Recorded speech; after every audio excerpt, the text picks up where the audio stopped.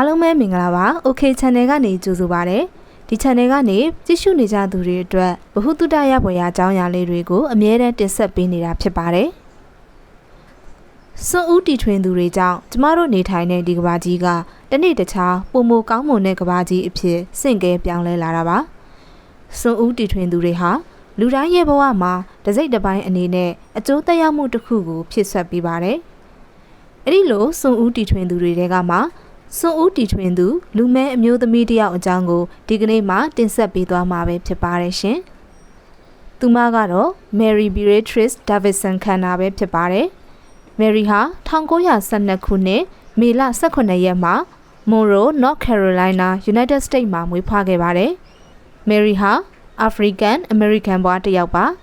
။သူမကိုအမျိုးသမီးတွေရဲ့သခင်မလို့တင်စားခေါ်ဝေါ်ရခြင်းအကြောင်းရင်းကတော့သူမရဲ့တီထွင်ဖန်တီးမှုတွေကြောင့်ပဲဖြစ်ပါတယ်။ Mary ဟာမိန်းကလေးတွေရဲ့ယာတီအကူဖြစ်စေမဲ့ adjustable sanitary bed with moisture resistant pocket ဆိုတဲ့အမျိုးသမီးများယာတီသွေးစင်းချိန်တွေမှာအသုံးပြုနိုင်ဖို့အတွက်တက်တောင့်တက်တာရှိအောင်အဆိုဓာတ်ကိုထိန်းချုပ်နိုင်ပြီးလိုအပ်သလို short တင်းထိန်းချုပ်ဝတ်ဆင်အသုံးပြုလို့ရတဲ့တန်ရှင်းရဲ့ကပတ်ကိုတီထွင်ဖန်တီးခဲ့ပါတယ်။သူမရဲ့ဖန်တီးမှုဟာအမျိုးသမီးတွေအတွက်တက်တောင့်တက်တာရှိမှုနဲ့ထိရောက်မှုတို့ကိုများစွာတိုးတက်စေခဲ့ပါတယ်။ဒီဖန်တီးမှုရဲ့နောက်ပိုင်းမှာလည်းသူမဟာ waterproof napkin ဆိုတဲ့အဆိုဓာတ်ခံလက်တုပ်ပွားကိုလည်းထပ်မံဖန်တီးခဲ့ပါသေးတယ်။သူမရဲ့ဖန်တီးမှုတွေကိုအစပိုင်းမှာလူများစွာရဲ့အားပေးချီးမွမ်းခြင်းကိုခံရပေမဲ့လည်းနောက်ပိုင်းမှာတော့ Mary ဟာ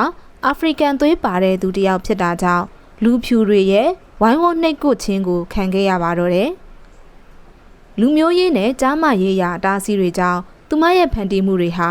အခြားသူတွေရဲ့အတူယူခိုးယူသုံးဆွဲခြင်းကိုခံခဲ့ရပါတယ်။သူမရဲ့မိသားစုဝင်တွေကလည်းတဦးချင်းကိုစီတီထွင်ဖန်တီးတတ်ကြသူတွေပဲဖြစ်ပါတယ်။ဒါပေမဲ့လည်းသူမနည်းတူပဲလူဖြူတွေရဲ့အတူယူခိုးယူသုံးဆွဲရောင်းချခြင်းကိုခံရတာပါပဲ။ Mary ဟာ2006ခုနှစ် January လ23ရက်မှာ Washington DC United States မှာကွယ်လွန်ခဲ့ပါတယ်။သူမရဲ့အလျှော့မပေးတတ်တဲ့ဇွဲလုံးလရှိမှုတွေကြောင့်စိန်ခေါ်မှုများစွာတွေကမှ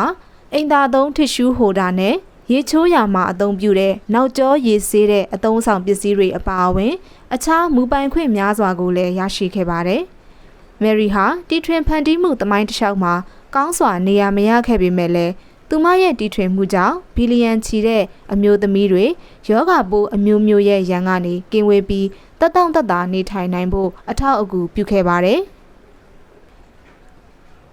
ဒီဗီဒီယိုလေးကိုကြည့်ရှုပြီးနှစ်သက်လိမ့်မယ်လို့မျှော်လင့်ပါတယ်။နေ့ရက်တိုင်းမှာသင်တို့ရဲ့အုံနောက်တွေကိုဗဟုသုတတွေနဲ့အမြဲတမ်းထိတွေ့နေစေချင်တဲ့ဆိုရင်တော့ဒီ channel လေးကို like and subscribe လုပ်ခဲ့ပေးပါဦးနော်။